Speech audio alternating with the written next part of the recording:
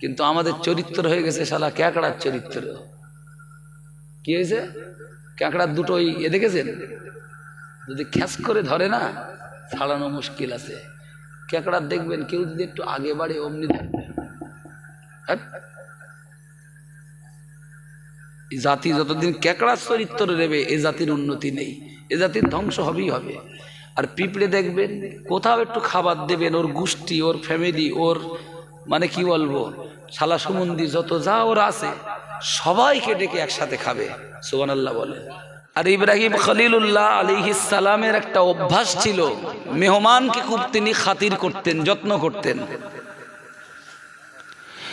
মেহমানকে তিনি খুব যত্ন করতেন। হাদিসে এসেছে, মান কানা ইউমিনু বিল্লাহি ওয়াল ইয়াউমিল আখিরি ফালিউকরিম দাইফাহু।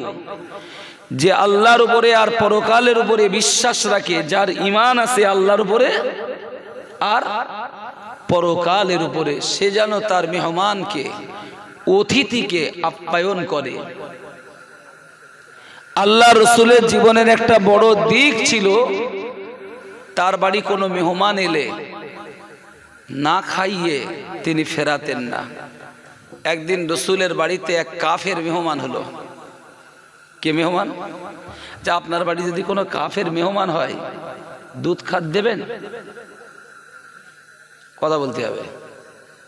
দুধ দেবেন, দুধ খেতে দুধ। আল্লাহ রসুল তাকে ছাগলের দুধ খেতে দিলেন। সুবহানাল্লাহ বলেন। একটা ছাগলের পুরো দুধ তারে দিলেন, সে ছাগলের দুধটা খেয়ে নিল। খাওয়ার পরেও তার খাওয়ার চাহিদা আছে। নবী আমার বললেন, আর কি খাবে? সে মাথা নাড়লো, হ্যাঁ খাবো। আর একটা ছাগলের দুধ দহন করে দেওয়া হলো, হাদিস বলছি। লোকটা সেটাও খেলো। তার খাওয়ার চাহিদা দেখে আল্লাহ রসুল বললেন, আর কি খাবে? সে ফের মাথা নাড়লো, আর একটা ছাগলের দুধ দহন করে দিলেন। এইভাবে একটা দুটো না, 7 খানা ছাগলের দুধ দহন করে দেওয়া হলো। আর ও বেটা খেয়েই গেল। একবার চিন্তা করলো না, আমি তো খাচ্ছি, তা বাড়িওয়ালা রসুলের পরিবার তাদের কিছু খাবার আছে কিনা। আল্লাহ রসুলের বাড়িতে লোকটা মেহমান হয়ে গেল। রসুল তাকে খাওয়ালেন, যত্ন করলেন, থাকার ব্যবস্থা করে দিলেন। লোকটা সারা রাত চিন্তা করলো, যে নবী মোহাম্মদকে আমি আজও নবী বলে মানিনি, যে রসুলকে আজও আমি রসুল বলে স্বীকার করিনি, সেই মোহাম্মদ আমাকে এত খাতির করলো, যত্ন করলো, এত মহব্বত করলো, ইনি মনে হয় আল্লাহর রসুলই হবেন।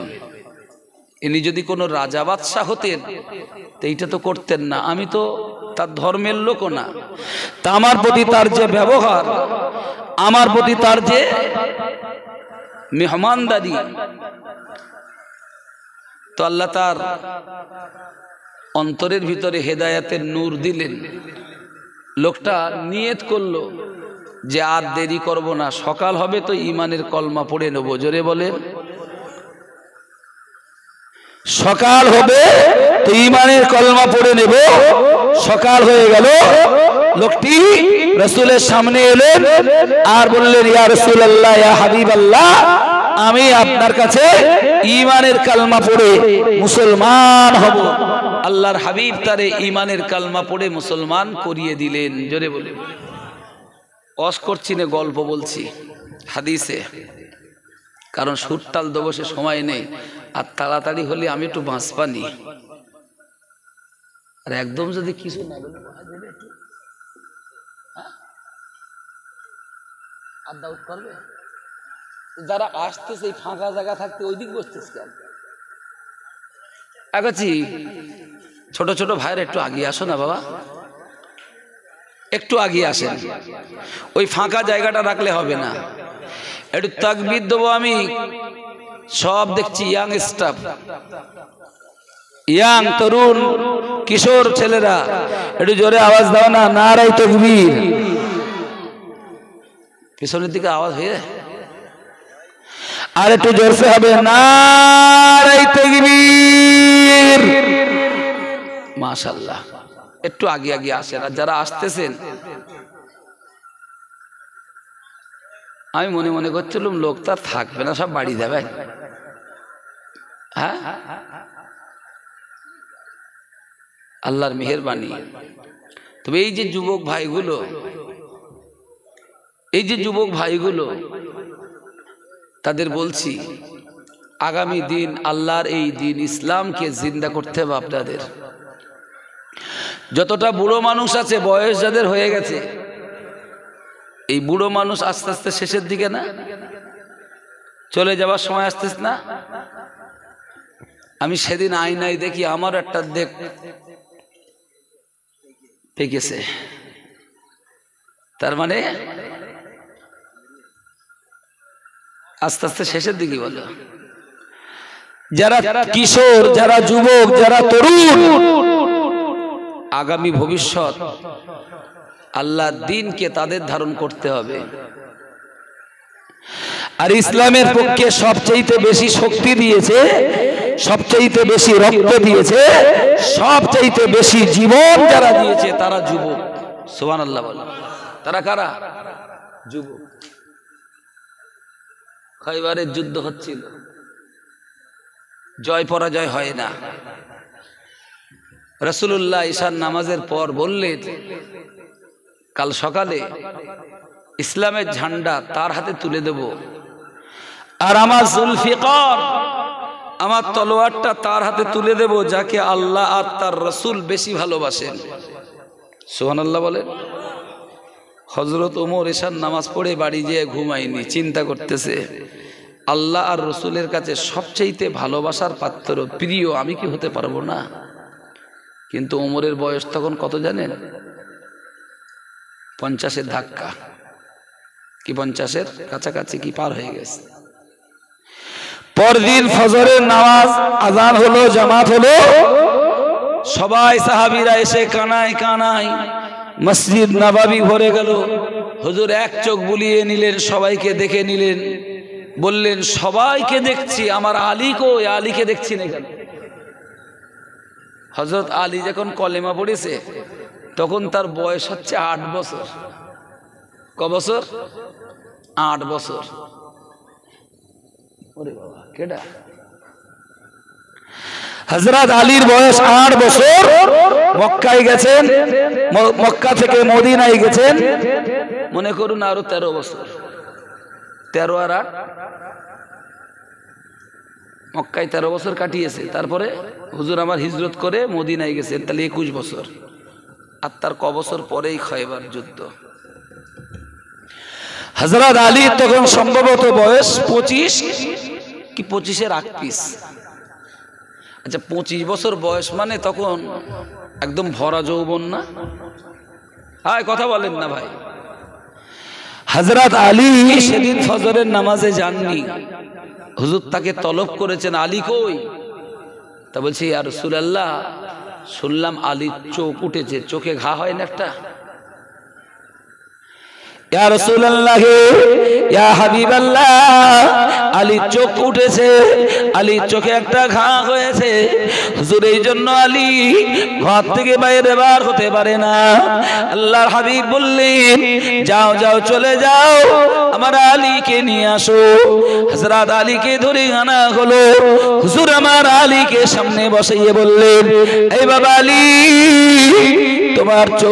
তোমার চোখে কি হয়েছে?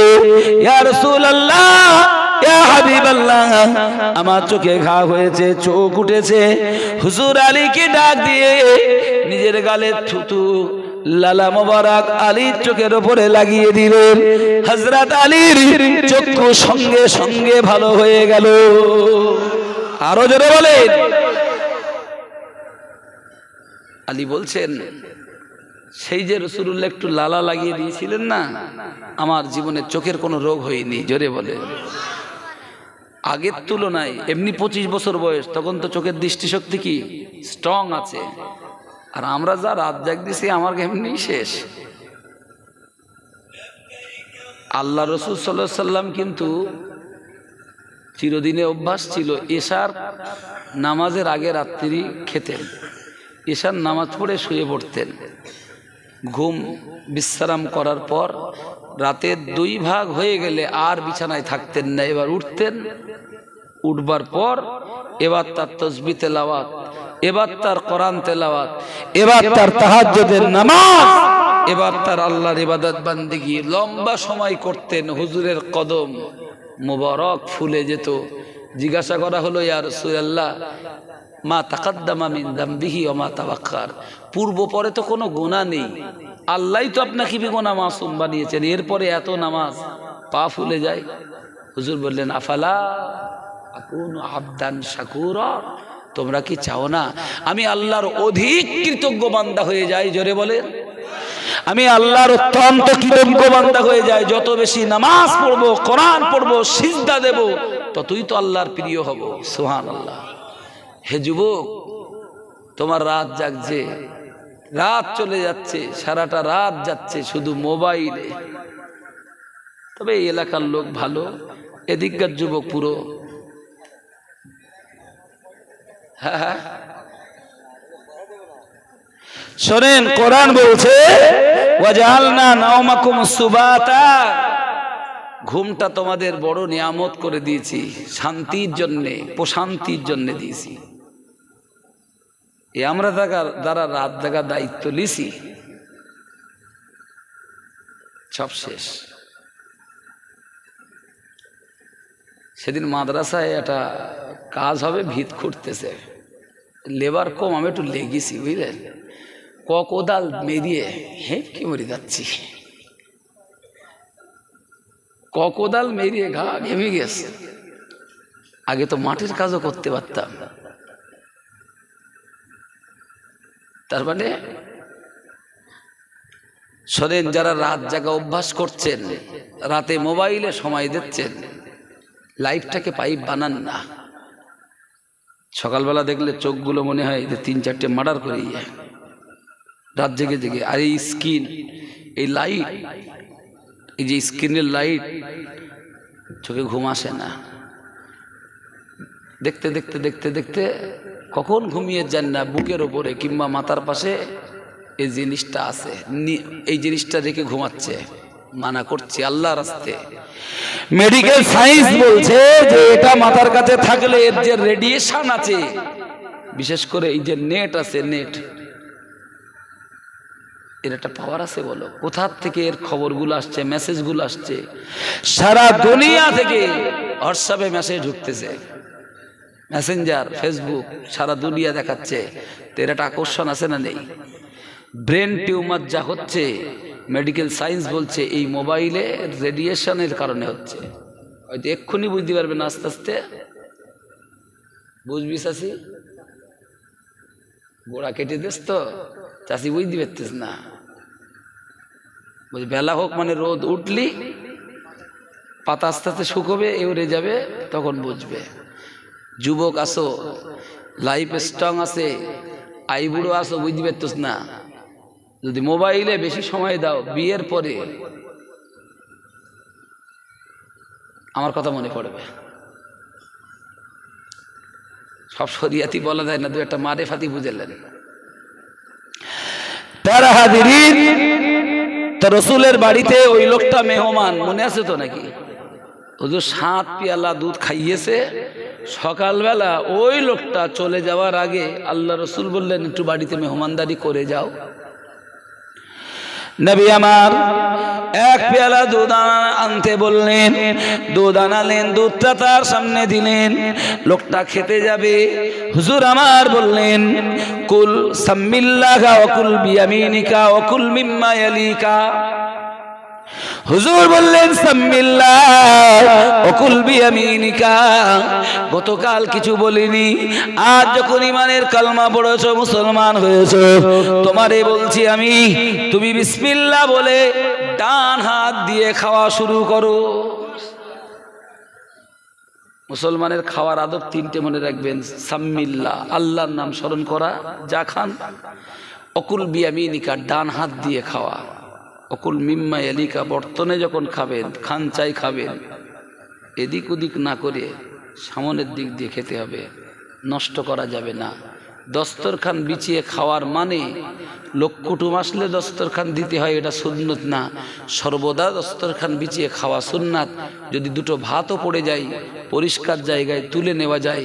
লা তাদরি ফি আইল বারাকা, হাদিসে এসছে তুমি জানো না ওই এক থালা খাবারের ভিতরে কোন খাবারটার মধ্যে বরকত আছে, নবীর হাদিস। আমরা খাচ্ছি, নষ্ট করতেছি, কিন্তু রিজেক্টটা যে আল্লাহর নিয়ামত, আল্লাহ যদি নিয়ামত তুলে নেয় যেদিন খাওয়া হবে না সেদিন বুঝবো আমরা। ইউসুফ আলাইহিস সালাম যখন মিশরের ফুড মিনিস্টার ছিলেন 7 বছর আল্লাহ ব্যাপক ফসল দিলেন। 7 বছর টানা দুর্ভিক্ষ, টোটাল ফসলগুলো বাইরে রপ্তানি হয়নি।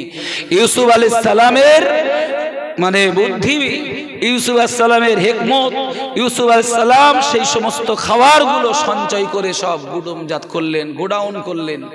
আগামী 7 বছর যে খাওয়া হবে না, তো সেই সময় তিনি ফুড মিনিস্টার হয়ে খাওয়া দিলেন। জনগণ খেলো, কিছু নষ্ট করলো, দিচ্ছে সরকারি জিনিস, খাচ্ছে, নষ্টও করতেছে। 6 বছর 9 মাসে যে টোটাল খাদ্য ভান্ডার শেষ হয়ে গেল। 6 বছর 9 মাস যখন তখন খাদ্য ভান্ডার শেষ হয়ে গেল, তখন আর খাবার নেই। এবারে কি করে এই মিশরবাসী না খেয়ে বাঁচবে? ইউসুফ আলাইহিস সালামের দরবারে এসে বলছে, হুজুর আমরা কি খেয়ে বাঁচবো? ইউসুফ আলাইহিস সালাম বললেন, আল্লাহ তো 7 বছরের মাল দিয়েছিলেন পর্যাপ্ত, 7 বছর কেটে যেও বেড়ে থাকবে, 7 বছর খাওয়ার পরেও মাল থাকবে, সব থাকবে, কিন্তু তোমরা নষ্ট করেছো, তোমরা অপব্যয় অপচয় করেছো। এখন আর খাবার নেই, 3 মাস না খেয়ে থাকো। 3 মাস না খেয়ে থাকা যাবে? নবী ইউসুফ আলাইহিস সালামের কাছে উম্মতরা দরবার করেছিল, কেঁদেছিল, ওগো নবী ইউসুফ আমাদের খাওয়ার জন্য কোন বন্দোবস্ত আপনি করে দেন। ইউসুফ আলাইহিস সালাম বলেছিলেন, তোমরা তোমাদের ভুল স্বীকার করো, আল্লাহর কাছে তওবা করো। রিজিকটা নষ্ট করা, খাবারটা নষ্ট করা, এটা অপচয় হয়েছে। আর কোরআনও বলেছে, লা তুবাযির তাবযীরা ইন্নাল মুবাযযিরিনা কানু ইখওয়ানাশ শায়াতিন। অপচয় করো না, অপব্যয় করো না, অপচয়কারী হলো শয়তানের ভাই। তো তোমরা তো শয়তানের ভাইরা ভাই হয়েছো, আল্লাহর কাছে তওবা করো। আর আমি দেখি আল্লাহর সাথে যোগাযোগ করে, যেহেতু নবী, তো নবীদের সাথে আল্লাহ যোগাযোগ আছে না? কথা বলে, নবীদের কাছে ওহী নাজিল হয়, ওহী। তো জিবরাইল আলাইহিস সালাম এলেন, ইউসুফ আলাইহিস সালাম উম্মতের জন্য খুব মিনতি সহকারে বললেন, আপনি একটু আল্লাহকে বলেন, আল্লাহর কাছে আমি দোয়া চাচ্ছি, আমার এই উম্মত যেন না খেয়ে মরে যায়, না খেয়ে মরে না। জি, তো আল্লাহকে একটু বলেন। তা আল্লাহ তাআলা জানিয়ে দিলেন, জিবরাইল এসে বললেন, হুজুর নবী ইউসুফকে বললেন, আপনি টেনশন করেন না, ওদের বলে দেন আল্লাহ আপনাকে একটা বড় মুজিজা দিয়েছে, সেটা হলো চেহারা। কি দিয়েছে? চেহারার যে সৌন্দর্য, যে জান্নাতি রূপ আল্লাহ আপনাকে দিয়েছেন, এই রূপটা, এই চেহারাটা ওদের দেখাবেন। ওরা যারা আপনার এই চেহারাটাকে সুন্দর করে মহব্বত করে দেখবে, আগামী 3 মাস আপনার চেহারা দেখি বেঁচে থাকবে, খাওয়া লাগবে না। সুবহানাল্লাহ পরে বললেও হবে। নবীদের বিষয়টা একটু আলাদা মনে করবেন। নবীদের মারতাবা, মর্যাদা আল্লাহ অনেক বেশি দিয়েছে। আমি আপনাকে বলছিলাম, সকালবেলা আমার রাসূলুল্লাহ 1 পেয়ালা দুধ দিলেন, একটি ছাগলের দুধ দিলেন। ওই ছাগলের দুধটি লোকটি পান করলো।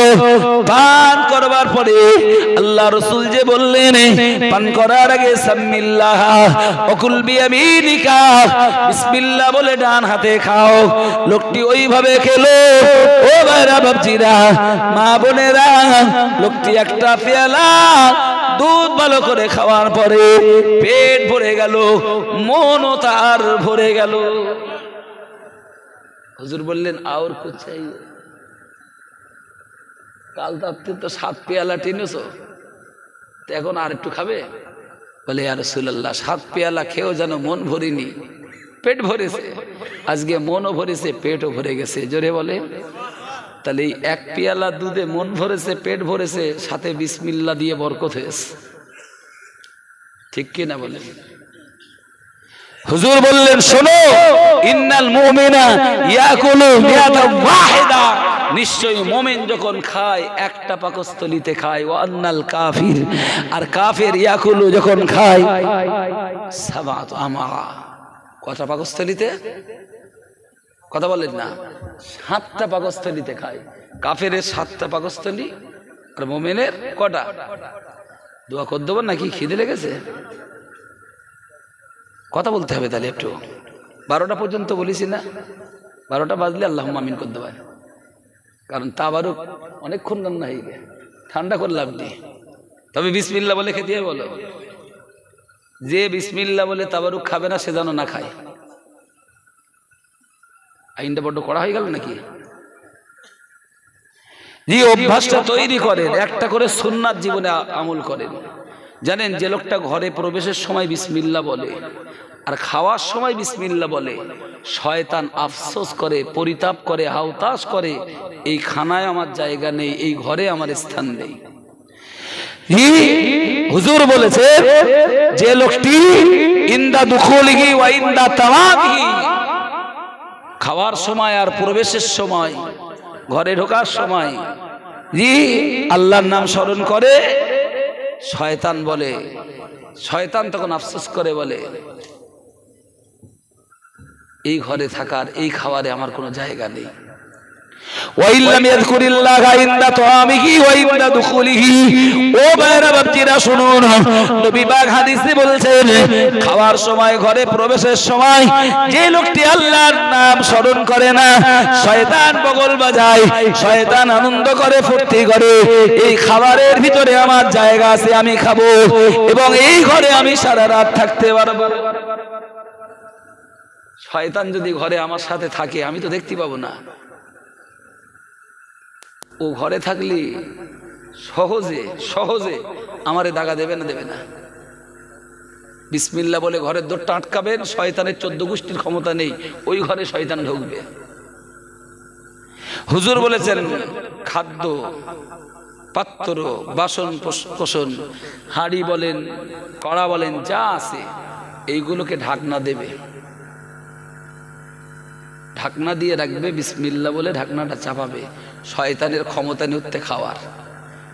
যদি কিচ্ছু না পাও, একটা দড়ি বা কাঠি, লাঠি, পাটকাঠি, যাই হোক, একটা উপরে দিয়ে বিসমিল্লাহ বলে দেবে, শয়তান থেকে আল্লাহ ওই খানাকে, ওই খাদ্যকে পর্দা করে দেবে। জোরে বলে। জি, যদি বিসমিল্লাহ বলে ওটা না আটকান, না শ্রেণী দেন, না পর্দা দেন, শয়তান ওই খাবারে খাবে, আবার অতিবমি করবে, আর ওই আমরা খাবো, বাচ্চারা খাবে, আমাদের ক্ষতির কারণ হবে। আলোচনা করতেছিলাম, ইব্রাহিম খলিলুল্লাহর বাড়িতে কয়েকজন মেহমান এলো। মেহমান সর্বাধিক হলেন 12 জন। কতজন বাবা? 12 জন মেহমান এলেন। হযরত ইব্রাহিম খলিলুল্লাহ তাকে তারা সালাম দিল। ক্বালা সালামুন কওমুন মুনকারুন। হযরত ইব্রাহিম খলিলুল্লাহ ওদের সালামের জবাব দিলেন, কিন্তু লোকগুলো সব আনকা লোক, অচেনা অজানা লোক, নতুন মেহমান। ইব্রাহিম খলিলুল্লাহ আলাইহিস সালাতু ওয়াস সালাম ঘরে গেলেন, বাড়িতে গেলেন, মেহমানদের বসতে দিয়ে বাড়িতে গেলেন, একটা বাছুর গরু জবাই করলেন। জবাই করে বললেন, বিবি তাড়াতাড়ি রান্না পাকাও, তাড়াতাড়ি এই গোশত পাকাও। ও আমার বিবি সারা, আমার বাড়িতে কিছু মেহমান এসেছে, ওদেরকে মেহমানদারি করাবো। জোরে বলে। মেহমান এস বলে ছোট একটা গরু জবাই করতেছে। ইব্রাহিম খলিলুল্লাহ তো গরিব লোক ছিল না, জানেন, শুধু ইসমাইলকে জবাইয়ের কোরবানির আগে স্বপ্ন দেখে 100 উট দিয়েছে প্রথম দিন। 100 উটের কত দাম বলেন দিন? উটকে কি বলে? মরুভূমির জাহাজ। হলো না, ফের স্বপ্নতা ফের 100 দিলেন, এই করে 300 উট কুরবানি দিলেন। তাতে যখন হচ্ছে না তখন চিন্তা করলেন আল্লাহ সব চাচ্ছে না, মনে হয় ইসমাইলকে কোরবানি দিতে হবে, তাই তো তিনি কোরবানি দিতে গেলেন। তাহলে যে লোকটা 300 কোরবানি করতেছে উট, একেবারে কি গরিব মানুষ নাকি? বলেন না। ধনী হতে পারবেন, অসুবিধে নেই। হালাল উপায়ে যত অর্থ অর্জন করবেন, তবে অর্থটা দিনের জন্যে খরচ হতে হবে। নবীর প্রিয় সাহাবী একজন ইন্তেকাল করলেন। নবীর একজন প্রিয় সাহাবী ইন্তেকাল করলেন। তো ইন্তেকালের সময় তার নগদ অর্থ ছিল, নগদ অর্থ ছিল 50 লক্ষ কোটি দিনার, যা সম্পদ ছিল। সাহাবীদের ভিতরে কেউ কেউ খুব ধনী ছিলেন, কিন্তু ইসলামের জন্য তাদের ধন, তাদের দৌলত দিয়ে দিয়েছেন। যাই হোক, ইব্রাহিম খলিলুল্লাহ খানা পাকাতে বলে ওদের সঙ্গে এসে সাক্ষাৎ করলেন, কথা বলবেন, আর বললেন আপনারা আমার বাড়ির মেহমান, একসাথে বসে আমরা খাবো। ভাইরা বাবজিরা মা বোনেরা, ওই মেহমান গুলো বললেন না না না, নবী ইব্রাহিম খলিলুল্লাহ আলাইহিস সালাম, হুজুর আমরা আপনার বাড়িতে খেতে আসিনি, হুজুর আপনার বাড়িতে আমরা মেহমানদারি করার জন্য আসিনি, হুজুর আমরা মেহমানদারি করা মানুষ না, মানুষের বেশে আমরা আপনার দরবারে এসেছি। আমরা এই যুগের মানুষ নই, আমরা আদম সন্তান নই, আমরা হলাম আল্লাহ পাকের মালাইকা, আমরা হলাম আল্লাহর ফারিস্তা। জোরে বলেন, আরো জোরে বলেন। আমি তো মনে করলাম মানুষ, মানুষ মনে করে তো খাওয়ার আয়োজন করলাম, খাবে কেডা? তখন ফারিস্তারা বললেন হে আল্লাহর খলিল ইব্রাহিম, না না না না না, আপনার বিবি সারা আপনার সাথে সংসার করলো, বহুদিনের সংসারে আল্লাহ আপনার সন্তান দিল না, সন্তান না হওয়ার কারণে আপনার বিবি মতবাদ দিয়ে আপনাকে হাজেরার সাথে বিবাহ দিল, হাজেরার সাথে আপনাকে বিবাহ দিয়ে হাজেরা যখন ইসমাইলকে প্রসব করলো, ইসমাইলকে জন্ম দিল, ইসমাইলের টানে আপনি যখন হাজেরার ঘরে বেশি যান, সারা তখন স্বাভাবিকভাবে আপনার প্রতি অসন্তুষ্ট, নিজে হাতে করে বেঁধেছে। এখন ইব্রাহিম খলিলুল্লাহ দুজন স্ত্রী, একজন সারা পরমা সুন্দরী, আর একজন হাজেরা। হাজেরার গর্ভে যখন ইসমাইল এলো, এখন ইসমাইলের টানে ইব্রাহিম খলিলুল্লাহ একটু ওই বাড়ি যায়। বুঝতে পারতেছেন না? ছেলেরা বুড়ো বয়সে মহব্বত হবে না, হবে না? কারণ মানে ছেলেপিলে হয়নি নাকি? সন্তানদেরকে মহব্বত করবেন, ভালোবাসবেন। জি, সবসময় বাবা বলে গ্রাভিটি রাখবেন না। সূরা লোকমানটা পড়বেন। আপনি আপনার অধীনস্থদের সাথে ব্যবহারটা কেমন করবেন? সন্তানদের প্রতি পিতার ব্যবহার, ছাত্রদের প্রতি শিক্ষকের ব্যবহার, কর্মকর্তারা কর্মীদের প্রতি কি ব্যবহার করবে, নেতা তার দলীয় লোকদের প্রতি কি ব্যবহার করবে, কোরআন তা শিক্ষা দিয়েছে, দেয়নি? সূরা লোকমানে এসেছে ওয়াইদ ক্বালা লুকমানু লিইবনিহি ইয়া বুনাইয়া, হযরত লুকমান কলিজার টুকরা, নয়নের মণি, সোনার মানিক, আদরের দুলাল, ছেলেরে ডেকে বললে বাবা তুমি আমার নয়নের মণি, কলিজার টুকরা, ও আমার সোনার মানিক, বুকের ভিতরে আয় রে বাবা। মোহাব্বত করে কোলের ভিতরে টেনে বললেন বাবা তোরে একটা নসিহত করি বাবা, লা তুশরিক বিল্লাহ, কখনো আল্লাহর সাথে যেন শিরিক করবি না। মনে রাখ বাবা, ইন্না শিরকা লাযুলমুন আযীম, পাপ করলে মাফ হয়। খুন খারাপি চুরি ডাকাতি মদ জুয়া জেনা ব্যভিচারী সব পাপ তওবার দ্বারা। কিন্তু শিরক এটা মাফ হয় না। হয় কি? শিরক করলে পুরো ঈমান শেষ হয়ে যায়।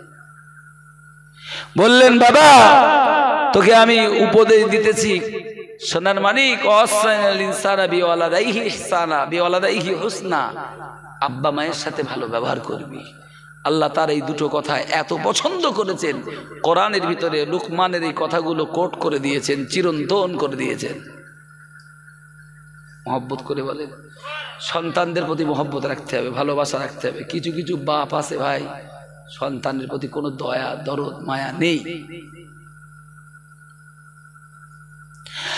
আমার ভাইরা বাপজিরা মা বোনেরা অঙ্গ বলবনা, হযরত ইব্রাহিম খলিলুল্লাহ আলাইহিস সালাতু ওয়াস সালাম ইসমাঈল আলাইহিস সালাতু ওয়াস সালামকে অত্যন্ত মহব্বত করেন।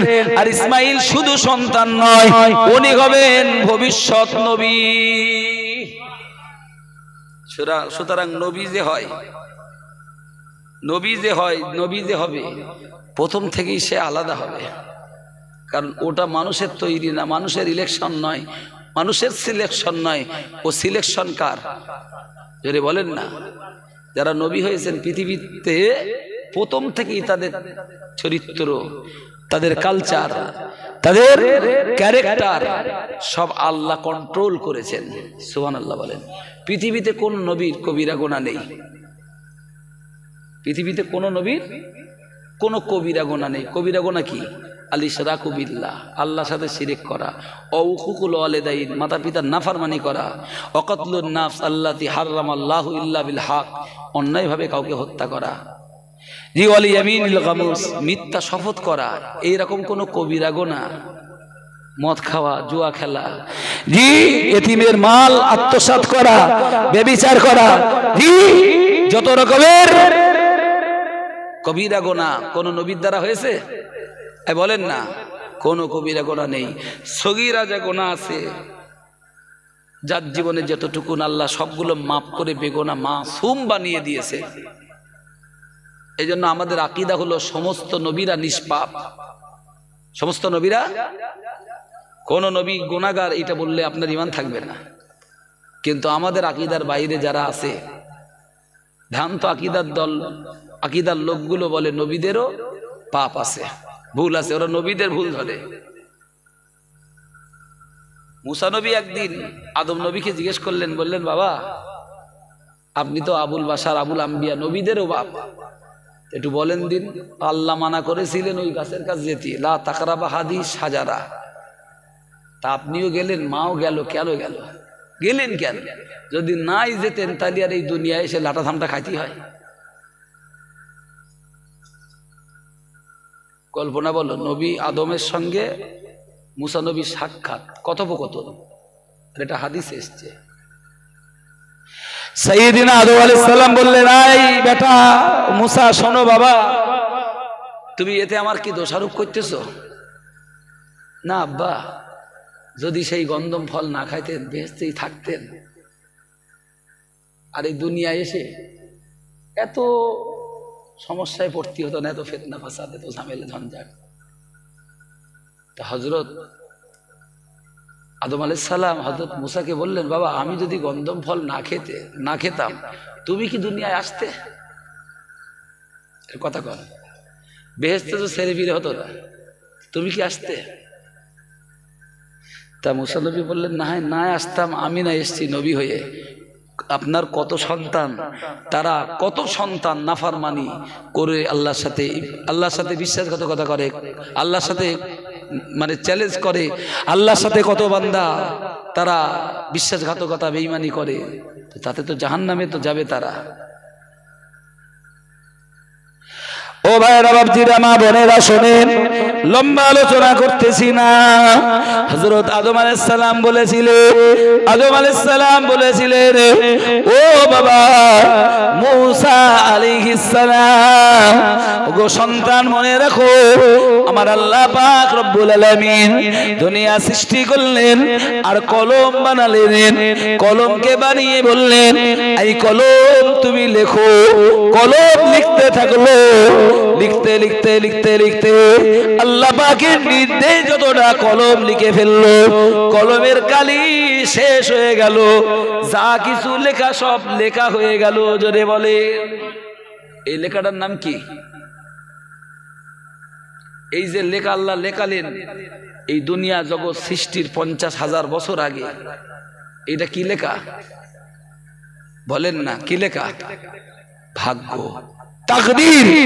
এই তাকদীর, এই ভাগ্য আল্লাহ দুনিয়া সৃষ্টির 50,000 বছর আগে লিখেছেন। আই মুসা, আমাকে সৃষ্টি করার 50,000 বছর আগে যদি আল্লাহ আমার কপালে লিখে দেন আদমকে বানাবো, বেহেশতে রাখবো, ফল গাছ খেতে নিষেধ করব, ফলের কাছে যেতে মানা করব, কিন্তু আদম এইভাবে যাবে আর এই কায়দায় দুনিয়ায় দেব, তো আল্লাহ সব লিখে দিয়েছে, মানো না? মানো না? তুমি তকদির মানো তো? আল্লাহ তো লিখেছে, যাবা কোথায়? এদিকে কেটা মিলাদ করতেছে এখন? হ্যাঁ ও ভাই, আপনাদের যদি কষ্ট না হয় আর একটা কথা বলবো। আল্লাহ তাআলা সেদিন আদমকে যে বেহেশতে রাখলেন, বেহেশতে ছিলেন, সেই বেহেশত থেকে আদমকে যদি আল্লাহ এমনি ফেলে দিতেন, আদম আফসোস করত, আল্লাহ ছিলাম বেহেশতে আর তুমি আমারে জমিনে ফেল দিলে। আল্লাহর জাত সত্তা পাক, পবিত্র, আল্লাহ কখনো দোষ নিজের ঘাড়ে রাখেন না। একটা কথা আপনাদের বলছি, নূহ নবীর জমানায় যে পেলাবন আল্লাহ দিয়েছিলেন, গোটা দুনিয়া বুড়ে গিয়েছিল, ডুবে গিয়েছিল। সবচাইতে পৃথিবীর শ্রেষ্ঠ বা বড় উচ্চ পাহাড় হলো মাউন্ট এভারেস্ট। ভূপৃষ্ঠ থেকে যেটা 29,000 ফুট উপরে, মাউন্ট এভারেস্ট চওড়া 8,848, কতটা উঁচু? 8,848 মিটার। সেই কারা এভারেস্ট জয় করে আমরা পড়িছি না? এভারেস্ট জয় করেছে। অ্যাকচুয়ালি এভারেস্ট জয় করেছে কিনা আল্লাহ মাবুদ জানে, আমার ঠিক মনে হয় না। 29,000 ফুট ওটা উপরে, ওটা তো কড়া মেঘের স্তর পার করতে হবে, তো আল্লাহ জানে। বইতে পড়িছি ওই পর্যন্ত। তো সেদিন মাউন্ট এভারেস্ট আল্লাহ সেটাও ডুবিয়ে দিয়ে তার উপরে আরো 6,000 ফুট পানি তুলে দিয়েছিলেন। ভূপৃষ্ঠ থেকে জমিন, ভূগর্ভ যতটা গভীর, আটলান্টিক মহাসাগরের একটা জায়গা আছে মারিয়াম স্ট্রিট, যে জায়গাটা সবচাইতে গভীর এই পৃথিবী থেকে, সেই জায়গাটা প্রায় 37,000 ফুট গভীরতা। ভূপৃষ্ঠ থেকে সাগরের তলদেশ কত বলেছি? 37,000 ফুট গভীরতা।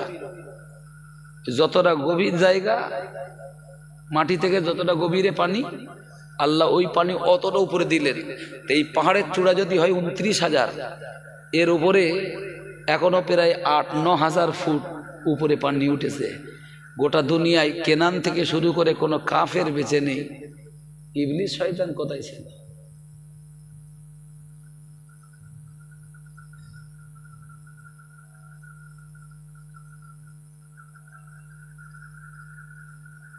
হ্যাঁ,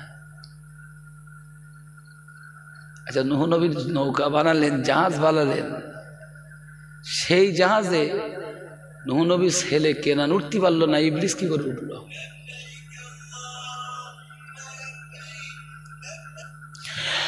আল্লাহ পাকের বান্দা বান্দি মনে রাখুন, এই পৃথিবীতে যখন জুলুম চলেছে, অত্যাচার হয়েছে, উৎপীড়ন হয়েছে, নিপীড়ন হয়েছে, আল্লাহর এই দুনিয়ায় যখন সীমা লঙ্ঘন আর অত্যাচার বেড়ে গেছে, পাপাচার বেড়ে গেছে, জিনা ব্যভিচারী বেড়েছে, মদ জুয়া বেড়েছে, হারামি বেড়েছে, অন্যের হক নষ্ট, এই অপরাধ বেড়ে গেছে। ও আল্লাহর বান্দা, দুনিয়ায় যখন শিরক বেড়েছে, নিকৃষ্ট বেদাত কাজ বেড়ে গেছে, ও আল্লাহর বান্দা মনে রাখুন, দুনিয়ায় যখন বেগায়াপনা বেড়ে গেছে, দুনিয়ায় যখন খুন খারাপি বেড়ে গেছে, দুনিয়ায় যখন অত্যাচার বেড়ে গেছে, আল্লাহর নাফরমানি যখন দুনিয়ায় ভরে গেছে, আল্লাহ তাআলা ওই সময় দুটো আযাব বেশি দিয়েছেন। একটা আযাব হলো দুনিয়ার মানুষ যারা তাদেরকে আল্লাহ আসমানি গজব দিয়ে ধ্বংস করে দিয়েছেন। কখনো আল্লাহ ঝড় দিয়েছেন, কখনো আল্লাহ প্লাবন দিয়েছেন, কখনো আল্লাহ তাআলা তাদের উপরে পাথর বর্ষণ করেছেন। মুসলমান ভাইরা বাপজিরা, এটা হলো আসমানি গজব। আর একটা গজব আল্লাহ জমিনে দিয়েছেন, ওই গজবটার নাম হলো জমিনে আল্লাহ ফসল ফলানো বন্ধ করে দিয়েছেন। জমিনে চাষ বন্ধ হয়ে গেছে, জমিন ফসল ফলে না, জমিনে ফসল ফলে না।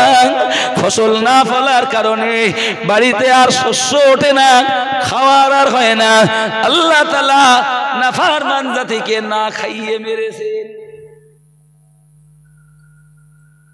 এখন দুনিয়ায় পাপ বেড়েছে না বাড়িনি? একটু কথা বলে, কথা বলতে হবে বাপ। সাংঘাতিক পাপ বেড়ে গেছে।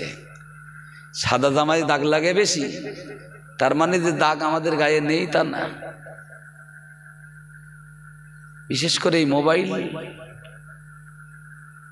এইটা ওঠার পর সমাজ নষ্ট হয়ে গেছে। ঠিক না ভুল? সম্মানিত ভাইরা, নিবেদন করে বলছি, এই এত পাপ হওয়ার পরেও আজও আল্লাহ আমাদের খাওয়া বন্ধ করেননি, আর আসমানের কোনো বড় গজব দিয়ে আল্লাহ ধ্বংস করেনি। এটা কার দয়া? জোরে বলে।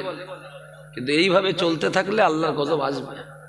রাসূলুল্লাহ দোয়া করেন, আল্লাহ আমি তোমার রহমাতুল্লিল আলামিন বলছি, আল্লাহ আমার উম্মত নাফরমানি করবে, আল্লাহ আমার উম্মত পাপাচার, অন্যায় অত্যাচার গুনার কাজ করবে, করে ফেলবে। ও মালিক, ওগো আমার রব, ওগো রব্বুল আলামিন, কওমে নূহের উম্মত, নূহ নবীর কওমের মতো আমার উম্মতকে ডুবিয়ে ধ্বংস করে দিও না। আল্লাহ বললেন, হাবিব কথা দিলাম আপনার উম্মতকে আমি নূহ নবীর মতো, নূহ নবীর জমানার যে প্লাবন, তার অত্যাচারী নাফরমান উম্মতদের উপর যেটা দিয়েছি ওই রকম গজব আমি দেব না। জোরে বলে। পৃথিবীর এতটুকু ভূখণ্ড বাকি ছিল না। আর হুজুর দোয়া করলেন, আল্লাহ আমার উম্মত যেন দুর্ভিক্ষের কবলে, খাওয়ার কষ্টে, না খেয়ে খেয়ে শুকিয়ে শুকিয়ে কষ্ট করে যেন মরে না যায়। আল্লাহ বললেন, হাবিব এই দোয়া মঞ্জুর করে নিলাম, আপনার উম্মতকে আমি আল্লাহ না খাইয়ে মারবো না, খাওয়া তাদের হবে। এই জন্য আমরা খাচ্ছি, খাওয়ার সব ব্যবস্থা আছে, আরো নষ্টও করতেছি। সম্মানিত ভাইরা, নূহ নবীর জমানায় যে প্লাবন এলো, যে কঠিন আযাব এলো, নূহ নবী বলেছিলেন, আল্লাহ আপনাদের খিদে লেগেছে, বলেন থাকবে না এই পর্যন্ত, 12টা বেজে গেছে, বলো। হ্যাঁ হ্যাঁ, তকবীর দেন দেন, নারাই তকবীর। না, আওয়াজ কোয়াটা ভালো নেই, সবাই মিলে যান দেখি। আমি যদি ভালো মনে হয় 10 মিনিট বাড়বে, নইলে এক্ষুনি দোয়া, কারণ আমার পেছন দিক তাকাতে হবে না। একটু জোরে আওয়াজ দেন, নারাই তাকবীর। হয়েছে পিছনের ভাইয়েরা, নারাই তাকবীর। নূহ নবী 950 বছর জাতিকে হেদায়েতের দাওয়াত দিলেন। এই যে প্রতি রাতে ওয়াজ হচ্ছে, ওয়াজ, এই ভাইয়েরা এনারাই আমাদের ওয়াজগুলো সারা দেশে ছড়াচ্ছে। অনেক লোক কম্বলের মধ্যেও একটু ওয়াজ শুনতেছে। তবে এই ভাইদের কাছে আমার একটা করুণ দাবি, ওয়াজ ছাড়বেন তা পুরো ছাড়বেন। আর খুব খারাপ খারাপ যে বিজ্ঞাপনগুলো ওতে আছে, ওইগুলো আল্লাহর রাস্তায় দেবেন না। ওয়াজের মধ্যে আমি মোবাইলে সব বুঝি নে ভাই, তো মাঝে মাঝে ওয়াজ একটা দেখ শুনি, তো এমন এমন বিজ্ঞাপন হয়। রজব আলী সাহেবের ওয়াজ হচ্ছে, রজব আলী সাহেব পর্দার জন্য মানে টান দিয়ে কোরআনের আয়াত দিয়ে ঘাম ঝরিয়ে ওয়াজ করতেছে, আর সেই ওয়াজের আয়াতের মধ্যেই একটা মেয়ে এসে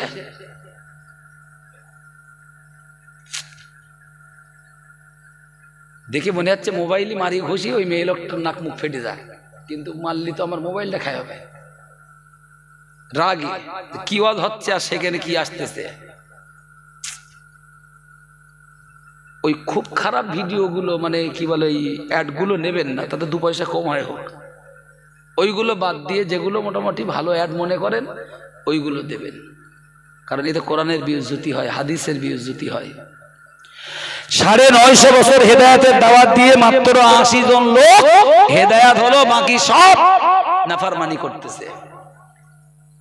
হযরত নূহ নবী আল্লাহকে বলছেন, আল্লাহ এতদিন চেষ্টা করে 80টা লোক হেদায়েত, বাকি সব তো নাফরমানি করতেছে, আমারে মারধর গাল মন্দ কত কিছু করতেছে, আল্লাহ আমি আর সইতে পারছি না। নূহ নবী সম্পর্কে কিতাব এসেছে, ইন্নাহু সবরা সবরান জিদ্দান, কঠিন ধৈর্য ধরেছেন, সবর করেছেন।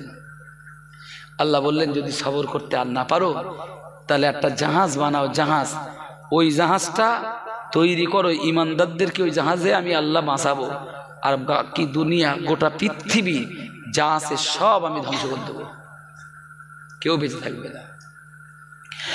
নবী নূহ আলাইহিস সালাম জিজ্ঞেস করলেন, রব্বি আল্লাহ, জাহাজ বানাবো কত লম্বা হবে, কত বড় হবে?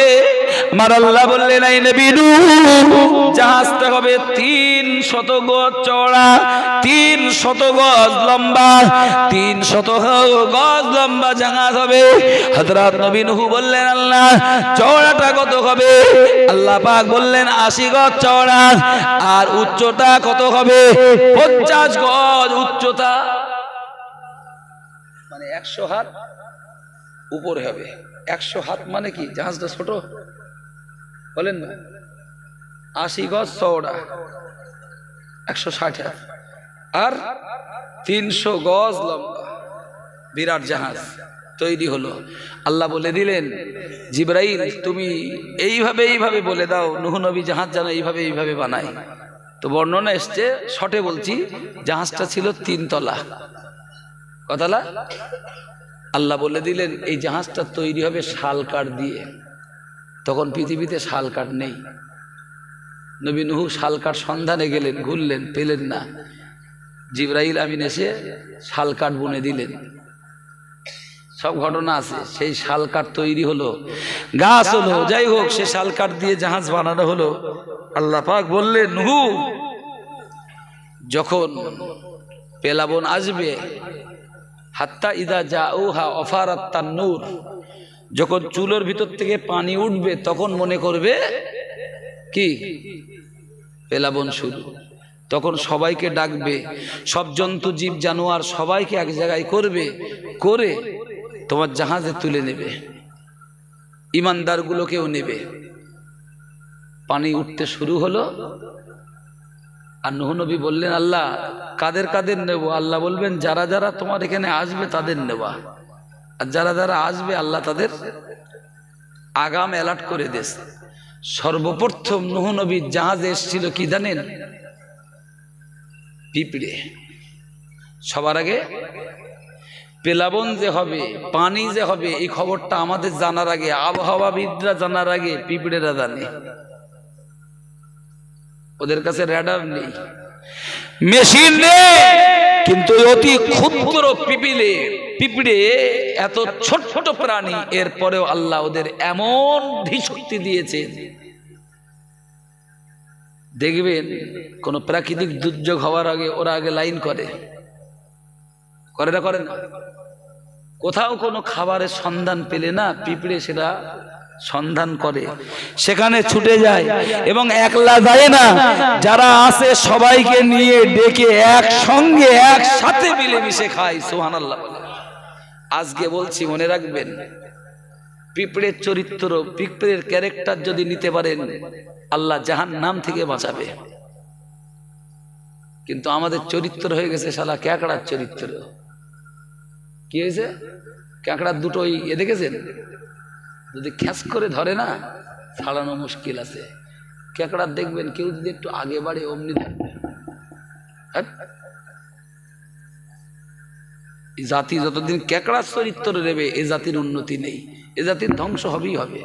আর পিঁপড়ে দেখবেন কোথাও একটু খাবার দেবেন, ওর গোষ্ঠী, ওর ফ্যামিলি, ওর মানে কি বলবো, শালা সুমন্দি যত যা ওরা আছে সবাইকে ডেকে একসাথে খাবে। সুবহানাল্লাহ বলে। ঠিক বলছি না ভুল? পিঁপড়ে দেখবেন একটা পিঁপড়ের যা ওজন তার চাইতে 10 গুণ বেশি মাল বয়। একা নিজের জন্য না, ও নিজের জন্য যতটা মেহনত করে আর 9 জনের জন্য ততটা মেহনত করে। কোরআন শরীফে একটা সূরা এসছে, সূরা নামাল, নামালটা পড়বেন। পিঁপড়ের কি চরিত্র, ওই চরিত্র যদি উম্মতে মুহাম্মাদি জাতির সেরা সদাফুল মখলুকাত এই মানুষের থাকতো, আল্লাহর কসম এই জাতির বিভেদ হতো না, এই জাতির দ্বন্দ্ব হতো না। কোরআন শরীফে আর একটা সূরা আছে, সূরা নাহাল। নাহাল মানে মৌমাছি। আমফান ঝড়ে গাছ উল্টেছে না ভাই? জি, গাছের বিরাট বড় ডাল ভেঙে গেছে, গাছের 2 দিকে ডাল ঝড়ে ফেড়িয়ে দুদিক গেছে, গুড়ি ফেড়ে গেছে। ওই ঝড়ের পরে দেখতেছি অনেক উঁচুই একটা মৌমাছির চাক ছিল, মৌমাছিগুলো তখনও চাক ধরে আছে, কিচ্ছু হয়নি ঝড়ে। মোহব্বত করে বলেন না সুবহানাল্লাহ। ওই ঝড়ে আমফান ঝড়ে যেখানে ঘর পড়ে গেল, যেখানে গাছ পড়ে গেল, গাছ ভেঙে ফেড়ে চলে গেল, সেখানে মৌমাছির চাক ভাঙলো না। তার মানে ওদের ভিতরে ঐক্য, একতা, ইত্তেহাদ, তাদের ভিতরে এমন মানে কি বলবো ঐক্য ছিল, সবাই একজন আরেকজনকে কামড়ে ধরে চাকটাকে ভালো করে ধরে রেখে যত ঝড় হোক আর তুফান হোক আমরা একে অপরের বাঁচাবার জন্য লড়াই করে যাব। সুবহানাল্লাহ।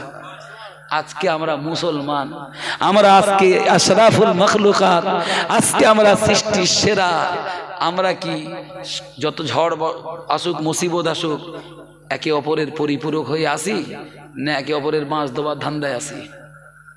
কথা বলতে হবে।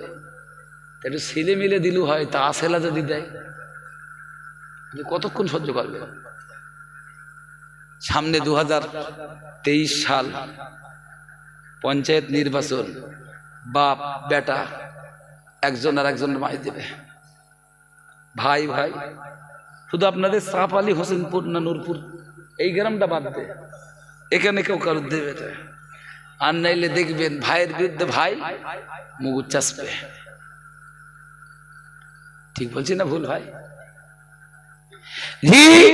শালার বিরুদ্ধে বোনাই, বোনাইয়ের বিরুদ্ধে শালা, ওরা নাই যা করতেস কর। ভোট এসে ভোট ভোট করে অশান্তি বেঁধে স্বামী স্ত্রী এ বই তিথি ভোট দিতে হবে, বেঁচে না দেবো না। ভোট এখনো 20 দিন বাকি, তার আগে ঝামেলা করে দুজনের কথাও কয় না, খায়ও না, দায়ও না, যে যার মতো আছে রাগের আগে। এখন এই অশান্তির খবর বলো অনেক দূর চলে গেছে, এই খবর অনেক দিন গেছে।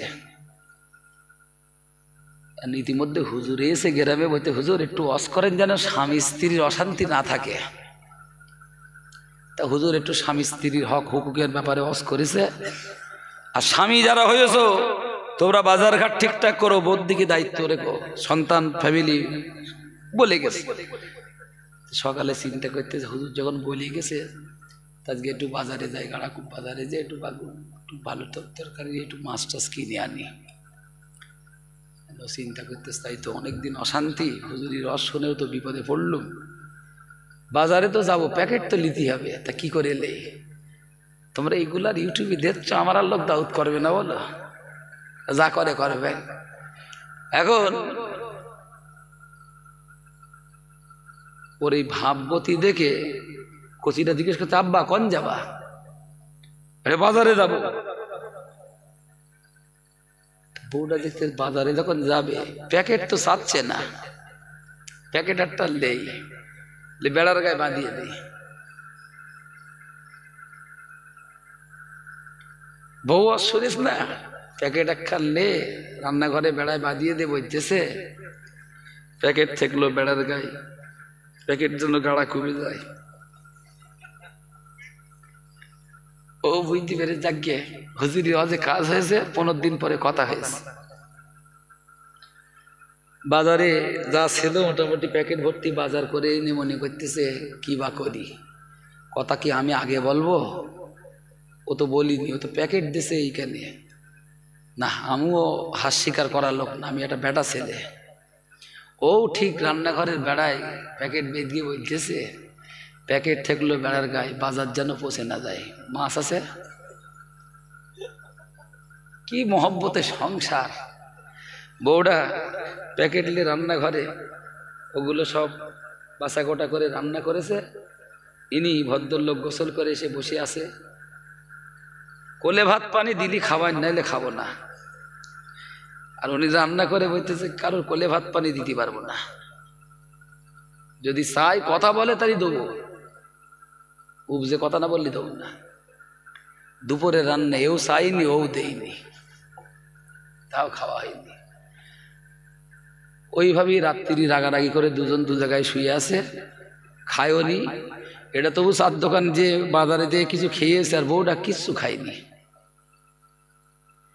রাত হয়েছে, কেউ একজন খবর দিয়েছে ওদের সংসারে এই অশান্তি হচ্ছে, কি করলি হয়? হুজুর এসে তো কোনো শান্তি আনতে পারিনি, কি করলি শান্তি হয়? তো ওর মধ্যে একজন বলেছে রান্নাঘরে যে খাবার আছে না, চল যাই, চোর সেজে গিয়ে খাবার আমরা খাবো, একটু নড়াচড়া হবে হাঁড়ি কুড়ি, ওরা বুঝতে পারবে চোর এসে। এরা প্ল্যান করে গেছে যে হাঁড়িতে যেটা ছিল ওইগুলো খেয়েছে, খাওয়ার পরে একটু হাঁড়ি ঠুকে ওরা চলে গে ঠোকা দিয়েছে ভালো করে। বউটা বুঝতে পেরেছে রাত্রি যে চোর এসছে, এর আমি চোর তাড়াবো কি করে? উনি তো ঘুমোচ্ছে। তখন আস্তে আস্তে বলছে দেখো যা হওয়ার হয়ে গেছে, ইসমাইল হুজুরি হজে তো কোনো কাজ হয়নি, তো চোর তো এসে, তো তুমি একটু ওটো থাকাও, খেয়ে তো যাবে, হাঁড়ি খুঁড়িগুলো যদি লেদায় কি হবে? আর এ তখন জেগে ঘুমকে বলতেছেন না, হাত ধরলে উঠবো না, হ্যাঁ হাত ধরলে উঠবো না। ও হাত ধরে উঠিনি বলে পাত দিকে এসে বলছে দেখো তোমার না পায়ে ধরেছি, কালকে হুজুরি হজ মনে নেই, যে ঘরে স্বামী স্ত্রী অশান্তি থাকে সেখানে ফেরেশতা আসে না, রহমত হয় না, শয়তান এসে দাগা দেয়। ওটো পায়ে ধরেছি। ও দেখতেছে পায়ে ধরে, তাও কি এক্ষুনি উঠবো না। শোনো যদি ওটো ভালো, নাইলে এমন জায়গায় ধরবানি এবার বিদিয়ার বাঘ। এদিকে কৃষি কি করবেন তার ঠিক নেই। এবার উঠে লাভ মেরে পড়েছে, চোর তখন ওদিক দিয়ে পালিয়েছে। প্রতিবেশী যা একটু দেখে আওয়াজ পেয়েছে, সকালে জিজ্ঞেস করতেছে এক বুড়ি মা, হারা বৌমা তোদের সেই অশনে অশান্তি মিটেছে? হুজুর এসে বলে গেল এত করে। বলতে না হুজুরি লজে হয়নি। কি করে? তা বলতেছে চোর এল বলে মিটেছে। মানে বিপদ না আসলে আমরা সোজা হব না, এইটাই বোঝাতে চাচ্ছি। যতক্ষণ খোদার গজব না আসে ততক্ষণ আমরা সাইজ হব না। বলেন বুকে হাত দিয়ে, যখন করোনা হচ্ছিল, মসজিদে যাওয়ার জন্য প্রতিযোগিতা শুরু হয়েছে, তখন আমরা বলেছি এই সময় সরকারের আইন আর এই পরিস্থিতি, তোমরা একটু বাড়ি পড়ো। তখন ইমামের বিরুদ্ধে সংগ্রাম, ইমাম হটাও, মসজিদে নামাজ পড়ো, পড়তে দেবে না। ও শোনা, এখন তো ইমাম ডেকে ডেকে পাগল হয়ে যাচ্ছে, মুয়াজ্জিন 5 বার দিকে আহ্বান করে যাচ্ছে, কই আমরা তো মসজিদে যাচ্ছি না। কথা বলেন। জি নূহ নবীর ওই জাহাজের ওই অজৈবন্ত থাক, ও শেষ করতে গেলে আজকের খাওয়া হবে না। প্রিয় ভাইরা, আমরা বিপদ না আসলে সোজা হচ্ছে না। আল্লাহর কাছে দোয়া চাই, আল্লাহ বিপদ আসার আগে ইনতু আযিবহুম ফাইন্নাহুম ইবাদুক, আল্লাহ যদি তুমি আযাব দাও, শাস্তি দাও, আমরা তো তোমার বান্দা, আমাদেরকে তুমি কেন শাস্তি দেবে?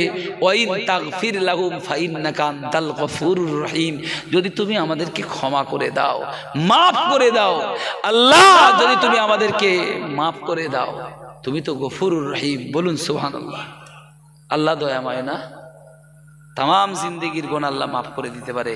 এই জন্য জাহিরি গোনা, বাতিনি গোনা, শিরকি গোনা, বেদাতি গোনা, নাফরমানি গোনা, কারোর গোনা দুনিয়ায় প্রকাশ হয়েছে, মনে রাখবেন দুনিয়ায় বেইজ্জতি হয়েছে, সে যদি ফিরে আসে পরকালে আর বেইজ্জতি হবে না। আর যে দুনিয়ায় বেইজ্জতি হয়নি, মনে মনে করতেছে ও আমি একজন হয়ে গেছি, যা করতেছি কেউ কিছু বলতেছে না, তো মনে রাখো পরকাল আছে। শাররুন নাদামাতি ইয়াউমাল কিয়ামা, কিয়ামতের দিনের বেইজ্জতির মতো বড় বেইজ্জতি আর নেই।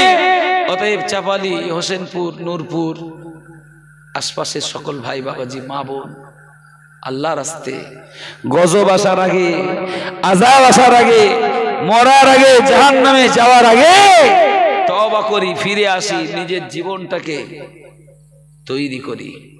কারণ কবরে, আমার কবরে আপনি যাবেন না, আপনার কবরে আমি না। যে হুজুরির সবচাইতে বেশি মহব্বত করেন, রজব আলী সাহেব হুজুরি খুব মহব্বত করেন না আপনারা? একটু আগে ওয়াজ করে গেলেন। আচ্ছা, হুজুর কি কবরে যাবে? ইসমাইল যাবে? কেউ যাবে? যার কবরে তাকেই যেতে হবে। সেই কবরবাসীর জন্য সবরে সানির মজলিস করা হয়েছে। ওই কবরে আমিও যাব, আপনিও যাব। একবার চোখটা বন্ধ করে বালিশে মাথা দিয়ে চিন্তা করেন, এক্ষুনি যদি মরণ হয়, মাইকে হেঁকে দেবে জোহর বাদ, তা কাল জোহর পর্যন্ত ডাঙায় থাকবো। জোহরের পরে জানাজা পড়ে সবাই গর্তের মধ্যে কবরে দেবে, দিয়ে তো সবাই চলে আসবে, থাকবে? সন্তানও ফিরে আসবে, সম্পদও ফিরে আসবে। ইয়ারজিউ ইলা ইসনাইন, একটা জিনিস যাবে, সেটা হলো আমল, নামাজ, রোজা, যাকাত, দান, সাদকা, ইবাদত বান্দিগি।